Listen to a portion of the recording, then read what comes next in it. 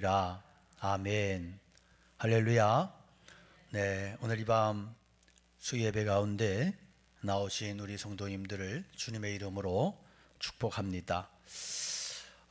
물건 중에 포장은 근사한데 내용물은 아주 부실한 것들이 있습니다. 이런 물건을 사면 사람들이 이야기하죠. 사기당했다. 더 심각한 것은 겉만 보고 결혼하는 겁니다. 때려보면 호되가 너무 멀쩡해서 그 호되에 끌려서 결혼했는데 경제적인 능력도 없고 정신적인 문제까지 안고 있다면, 거기다 결혼한 지 얼마 안 돼서 성적인 사고까지 치고 다닌다면 어떻게 하겠어요? 물건이야 뭐 한번 잘못 손해보고 말지 그러고 끝날 수 있지만, 결혼은 그렇게 간단하고 단순한 문제가 아니죠. 그런데요, 결혼보다 훨씬 더 중요한 일이 있어요. 그것은 신앙을 선택하는 일이고 교회를 선택하는 일입니다. 이것은 자기 영혼의 영원한 운명을 맡기는 일이기 때문에 속아서 물건을 사거나 사기 결혼을 당하는 것과는 비교할 수 없는 그런 중요한 문제입니다. 교리도 그럴듯하고 형식도 멋있지만 그 안에 진리가 없는 종교를 선택하는 사람은 멸망을 자초하는 것이나 다름이 없습니다. 같은 이유에서 우리는 교회도 대단히 신중하게 선택해야 됩니다. 교회 선택할 때 무엇보다도 두 가지 사항을 반드시 확인할 필요가 있어요. 첫째는 그 안에 성경적인 진리가 있는가 하는 겁니다. 성경적인 진리가 없으면 그 교회가 무너질 때 자신도 도매금으로 같이 무너질 수밖에 없어요. 두 번째는 그 안에 신실하고 정직한 형제 자매의 관계가 있는가, 교회 안에 신실한 정직한 친밀감과 교제가 있는가 하는 겁니다. 겉으로는 아주 잘해주는 것 같고 서로 칭찬해주는 것 같은데 관계가 진실하고 정직하지 않다면 그 교회 공동체는 믿을 수 없는 교회입니다. 사실 건물의 겉모습은 그리 화려하지 않아도 괜찮아요. 중요한 것은 그 안에 바른 말씀이 선포되고 정직하고 신실한 관계만 있다면 마음 놓고 자기 영혼을 맡겨도 됩니다. 오늘 본문은 미가 선지자의 애통에서부터 시작이 돼요.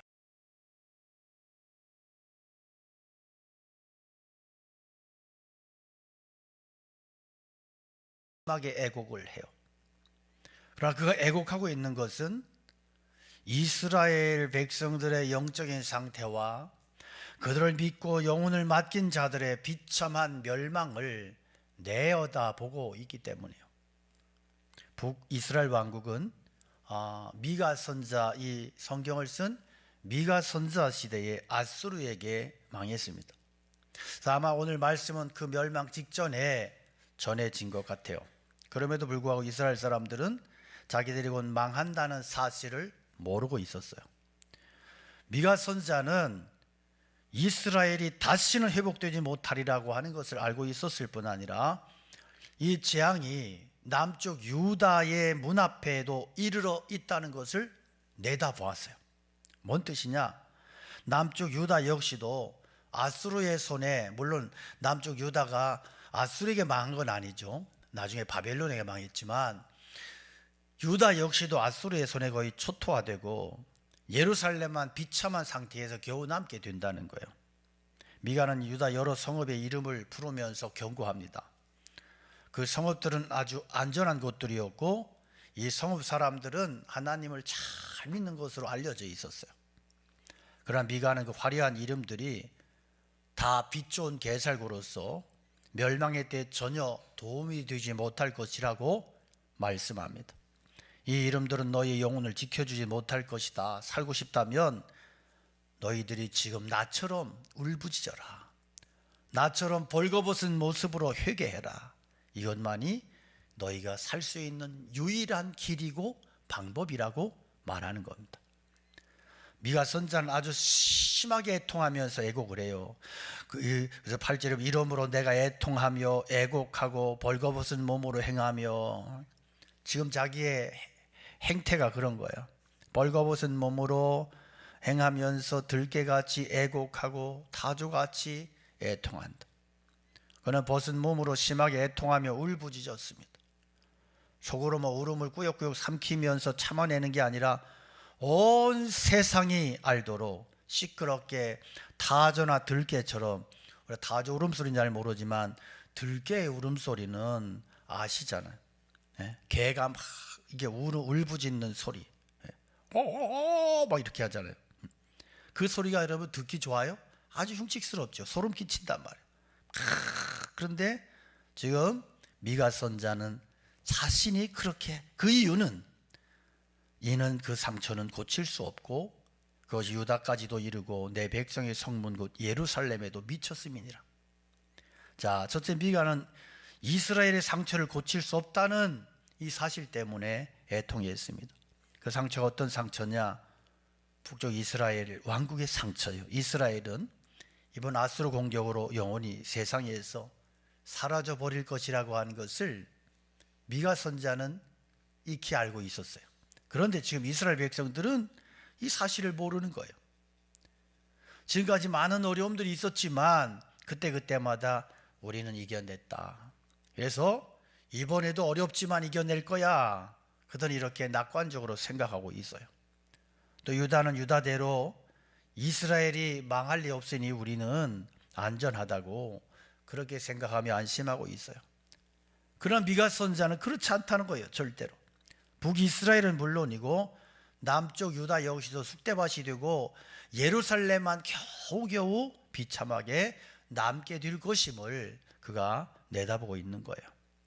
세상에 있는 두 개의 교회, 북이스라엘 교회와 남쪽 유다 교회가 중병에 걸려 있는, 북이스라엘 교회는 이 중병으로 이제 죽을 것이고 남쪽 유다 교회는 대수술로 겨우 목숨만은 건지겠지만 다 회복될 때까지는 어느 정도의 시간이 걸릴지 도저히 예측이 안 되는 거예요. 그런 지경이 된 거예요. 문제는 본인들이 이 문제의 심각성을 못 느끼고 있다는 거예요. 그래서 선자는 자신이 먼저 포로의 고통을 체험함으로써 그들에게 닥친 위기를 신이 자기의 몸을 통해, 행동을 통해, 예언을 통해 그들에게 위기를 깨쳐주려고 했어요. 그러면 이렇게 치명적인 결과를 불러온 이 무서운 병의 정체가 뭘까요? 그것은 겉으로는 잘 믿는 것 같은데 속으로는 믿지 않는 거예요. 근데 사실 이보다 구분하기 힘들면서도 치명적인 결과를 낳는 병이 없어요.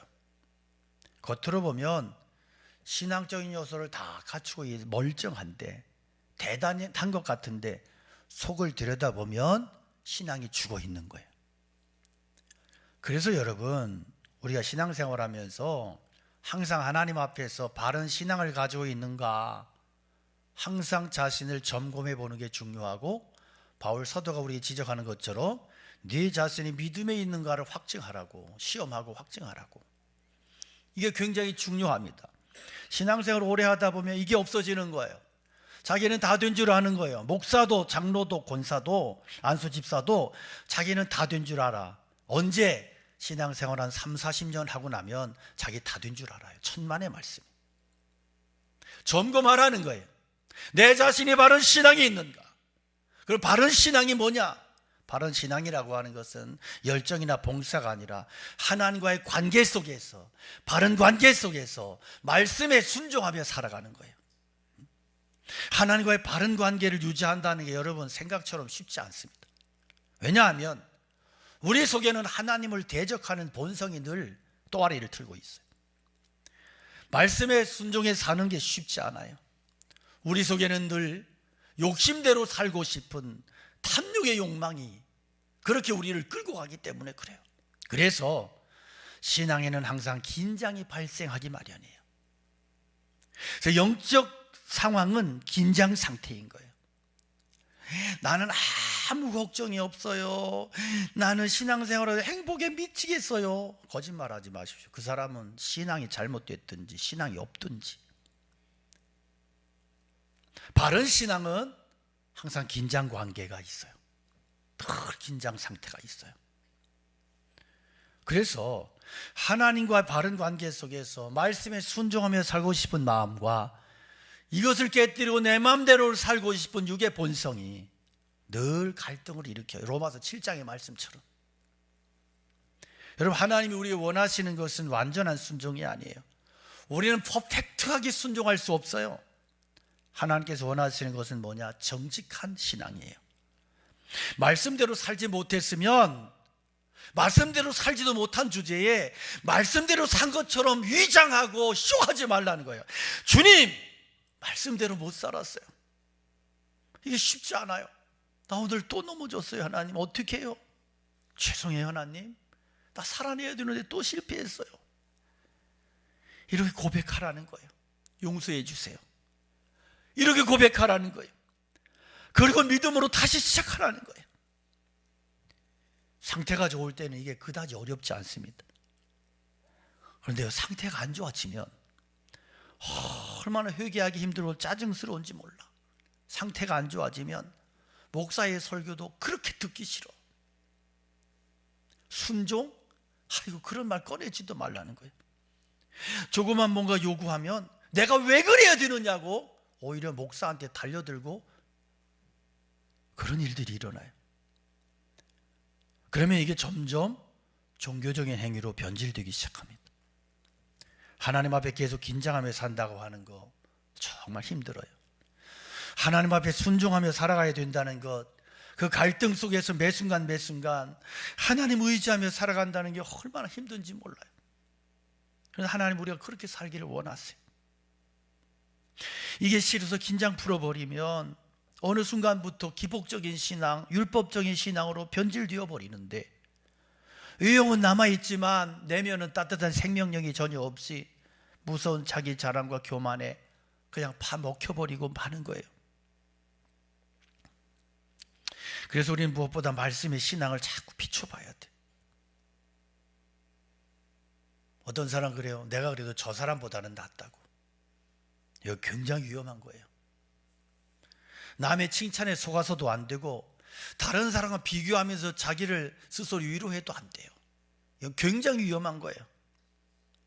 여러분, 남들이 내 중심을 알아요? 여러분이 제 중심을 알아요? 제가 굉장히 신앙이 좋은 것 같죠? 그렇지 못할 수도 있다는 거예요. 여러분들이 저를 굉장히 대단한 목사로 볼 수 있어도 볼 수 있지만 하나님 앞에서는 정말 형편없는 목사일 수 있다는 거예요. 그래서 우리는 내 자신을 계속해서 하나님 앞에 가지고 가야 돼. 은혜의 보좌 앞에. 칭찬에 안주할 것이 아니라 자기 스스로를 안위하면서 내가 이쯤 되면 괜찮지 않냐 이러지 말고 말씀 앞에 사정없이 내 자신을 무릎 꿇게 만들어야 된단 말이에요. 말씀에 비추어 보면 내 속에 잘못되지 않은 게 없더라. 다 회개할 것밖에 없더라. 그래서 기가 죽는 거예요. 그런데 하나님이 이상하게 그걸 기뻐하세요. 고개를 쳐들고 막 대단한 신앙이 있는 것처럼 하나님은 역겨워하세요. 중심을 바로 보지 못하는, 중심을 속이는 신앙 하나님은 역겨워하세요. 토해내겠다요. 신앙생활의 긴장은 끝이 없어요. 우리는 끝없이 자기의 부족함을 내어놔야 되고 끝없이 하나님 앞에 회개의 눈물을 흘려야 돼요. 그럴 때 하나님께서 우리의 부족한 부분을 성령으로 채우셔서 우리를 온전케 하세요. 그러나 여러분, 이 긴장의 끈을 놓쳐버릴 때 영적인 기생충류를 갉아먹기 시작하는 거예요. 공동체까지 다 갉아먹는 거예요. 미가 선자는 바로 이 문제 때문에 울부짖으며 경고하고 있는 겁니다. 미가 선자가 유다 여러 성읍들에게 경고해요. 가드에 알리지 말며 도무지 울지 말지어다. 내가 베들레아브라에서 티끌에 굴렀도다. 가드에 알리지 말며, 이것은 일종의 속담인데요. 예전에 이스라엘 블레셋과의 전투에서 사울과 세 아들이 전쟁터에서 같이 몰사했어요.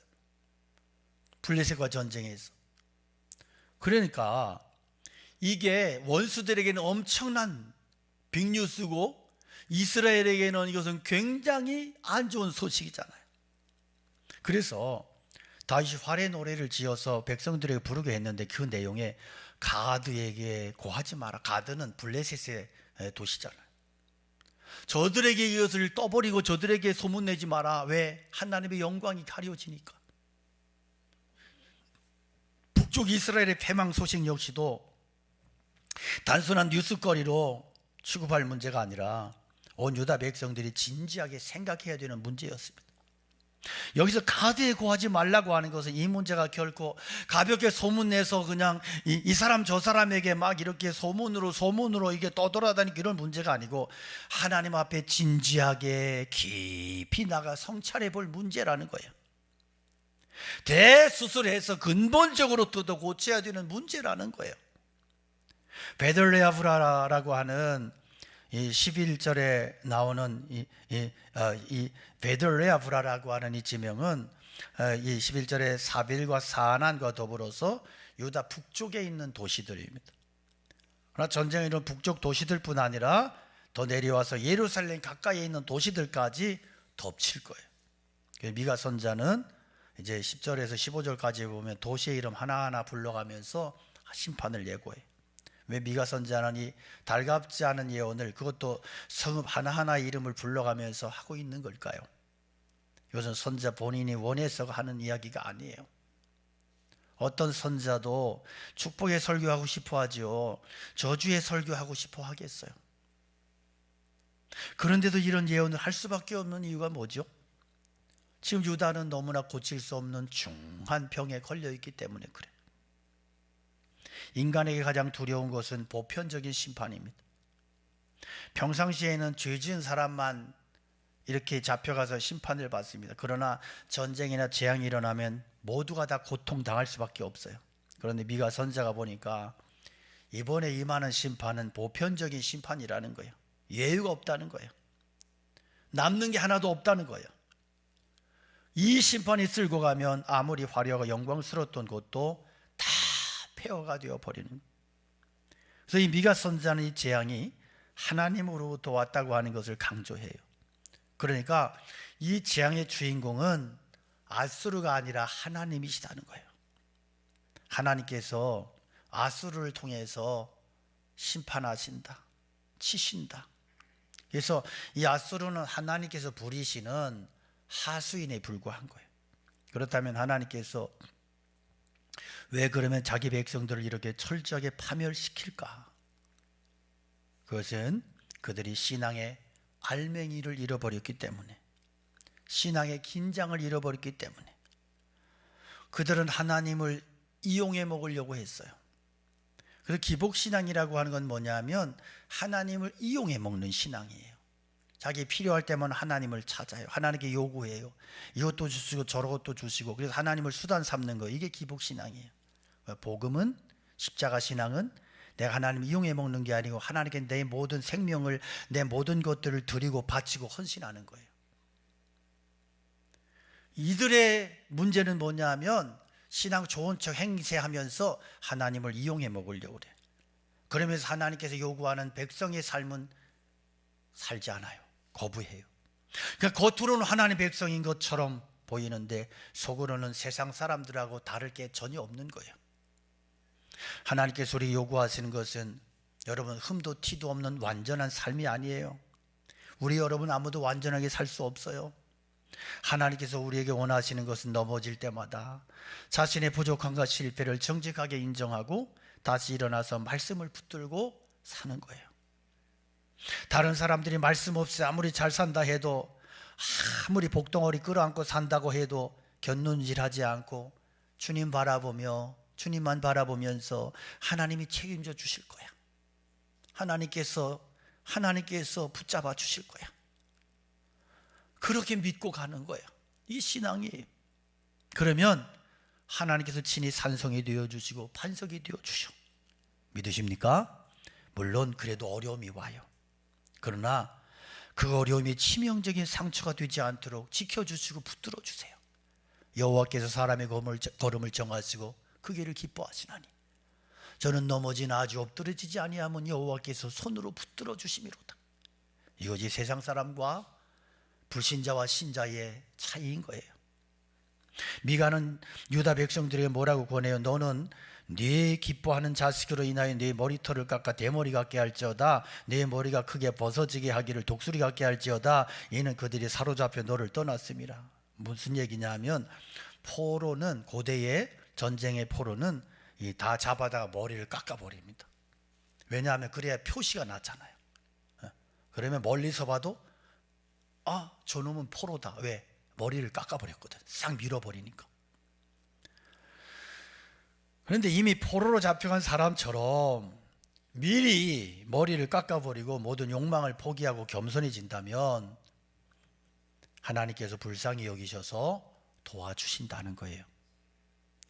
여러분, 하나님의 백성은 하나님의 긍휼을 먹고 사는 사람들이에요. 하나님께서 불쌍히 여겨주시지 아니하시면 당장이라도 망할 수밖에 없어요. 믿음 만능주의가 우상일 수 있어요. 믿음이 지나치면 우상이 돼요. 그래서 어떻게 돼요? 믿음으로 다 된다.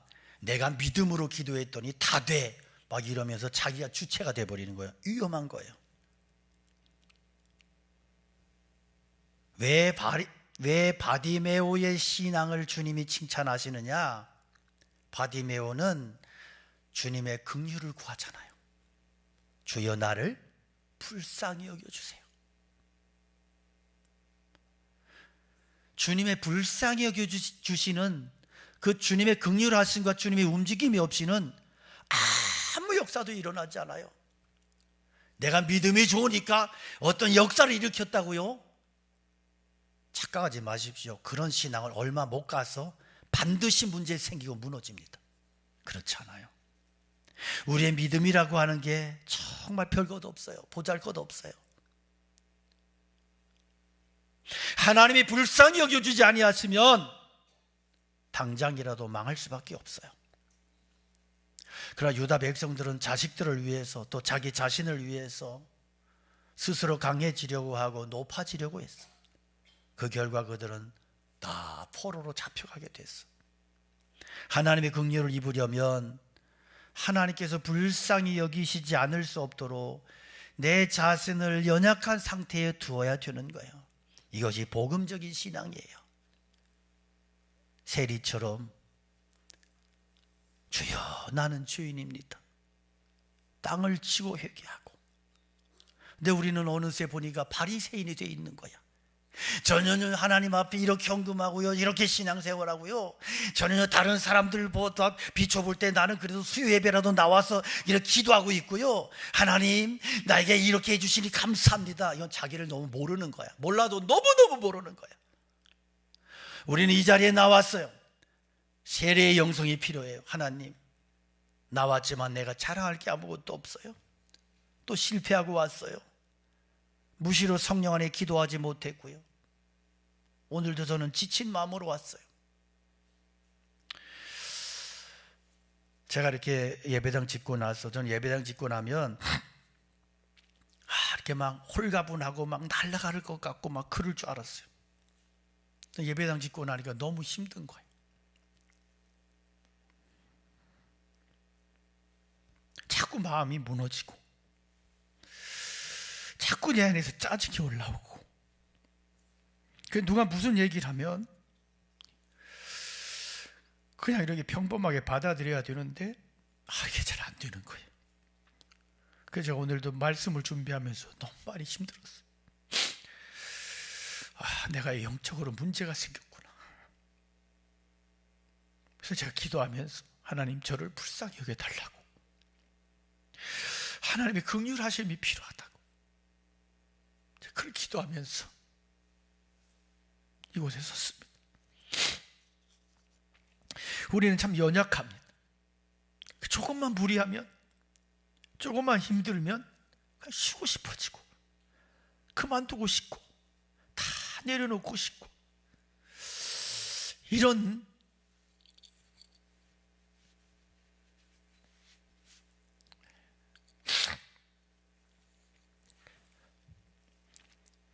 어떤 유혹과 이런 충동과 이런 상태에 자꾸 끌려가는 거예요. 그래서 정말 우리에게 필요한 것이 하나님의 은혜이고 긍휼하심이구나.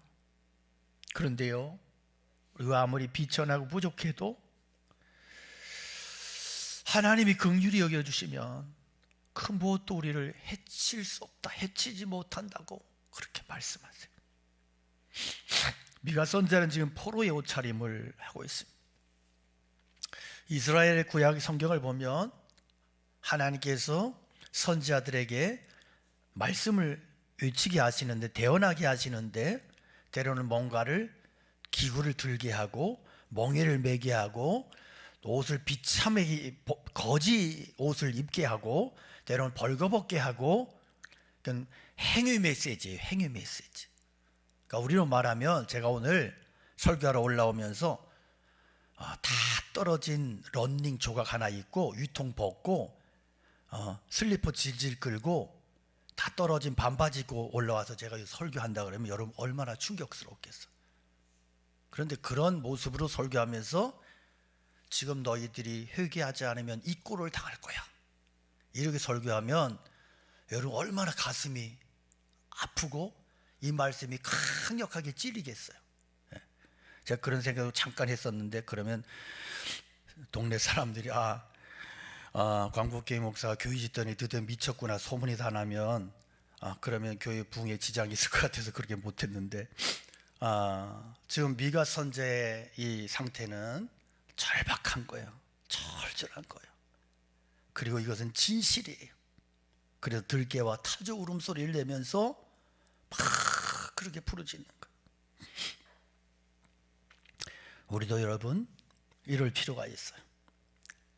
하나님 앞에 내가 미리 포로가 돼서 미리 머리를 밀어버리고, 그래서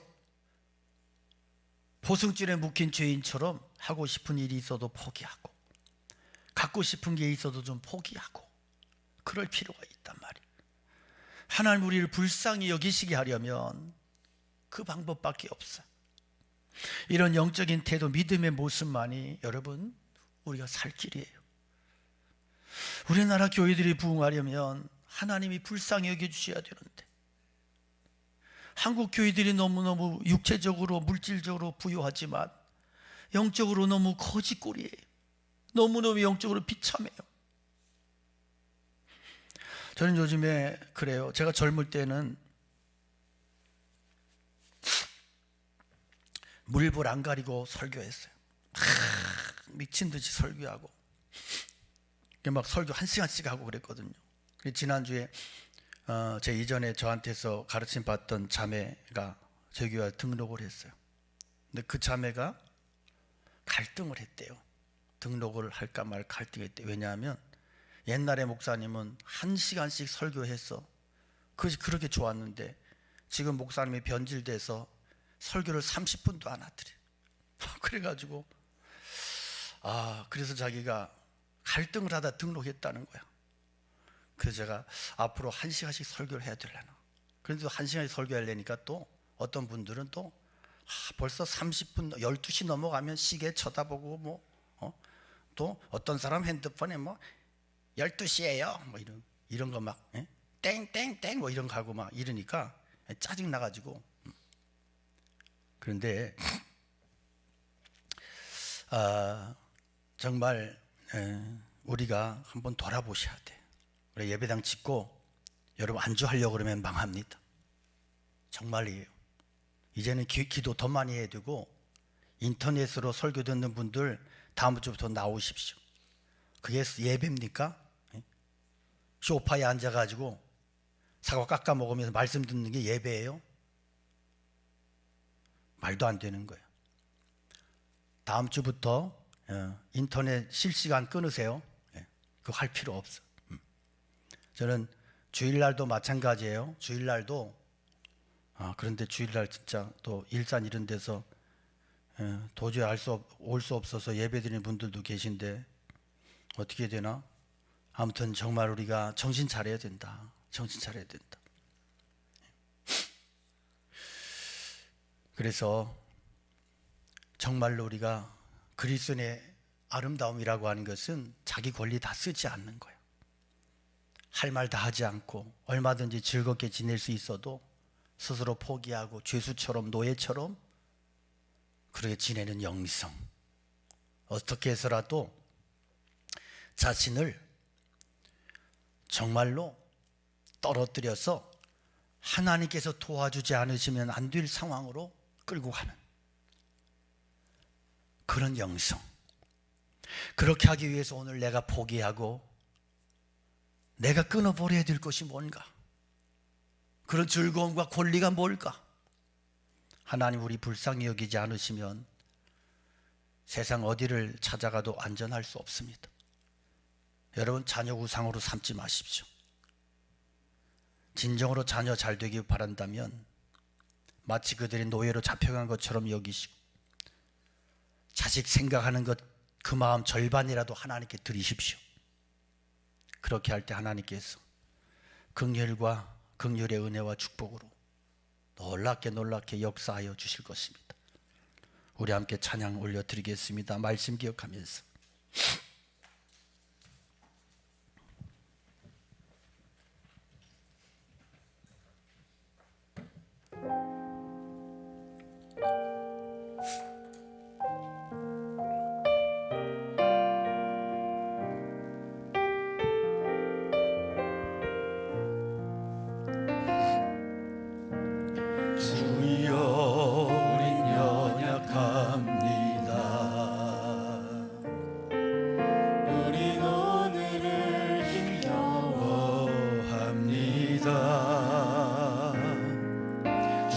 이루며 살기에 부족합니다. 우린 연약합니다. 주님, 우리는 넘어집니다. 주여, 우린 넘어집니다. 오늘 하루 또 실수합니다. 주의 긍휼을 구하는 죄인입니다. 주만 바라봅니다. 우리 믿음으로 고백합니다. 한없는 주님의 은혜 온 세상 위에 넘칩니다. 가릴 수 없는 주님의 영광을 오늘 우리에게 부어주시옵소서.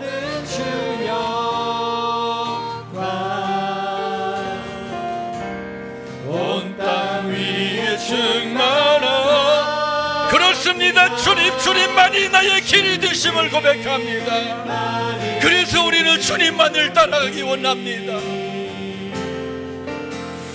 우린 그 길 따라갑니다. 그날에 우리 이루시니 주는 완전합니다. 우리 손을 들어 고백합니다. 한없는 주님의 은혜를 오늘 우리에게 경험하게 하여 주옵소서. 온 세상 위에 주님 연약합니다. 부족한 우리들에게 주님의 영광을 부어주시오. 그 영광스러움을 회복시켜 주시옵소서. 온 땅 위에 충만합니다.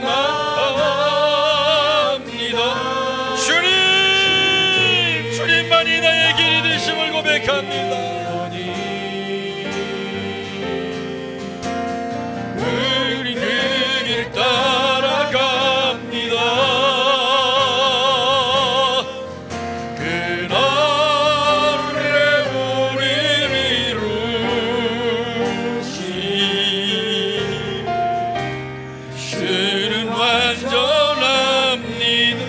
말씀을 기억하며 주님 우리에게 은혜를 주셔 긍휼을 베풀어 달라고 주님의 은혜를 간절히 원하며 주님의 이름 간절히 부르 기도합니다. 주여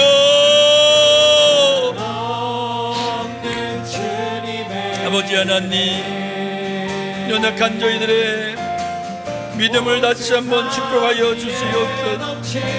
우리의 심령 위에 은혜를 부어주시옵소서. 하나님, 우리를 불쌍히 여겨주시옵소서. 우리 영적인 상태를 진단하게 하시고 우리의 모든 허우대와 거칠애와 모든 불신앙의 모습들을 끊어버리고 주님의 십자가 앞에서 내 모든 중심이 깨뜨려지고 주님께서 기뻐하시는 인생을 삶을 살아갈 수 있도록 주여 저희들의 믿음을 다시 한번 회복시켜 주시고 저희들의 믿음을 다시 한번 축복하여 주시옵소서. 주님 역사하여 주시옵소서. 주님 저희를 회복시켜 주시옵소서. 주의 성령으로 우리 가운데 임재하시고 역사하시고 축복하여 주시옵소서. 주님 은혜를 더하여 주시옵소서.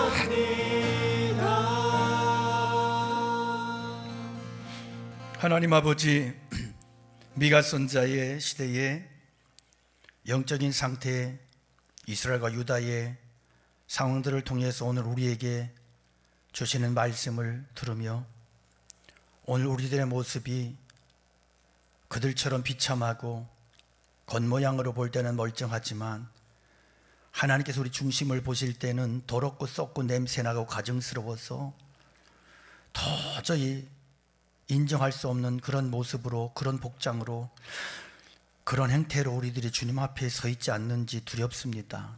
오늘 우리들의 중심을 보게 하여 주시고 하나님, 거칠애가 아니라 중심으로 하나님께 인정받는 믿음, 중심이 하나님 앞에 귀해서 주님의 기쁨이 되는 믿음을 소유하고 이 거짓과 정말로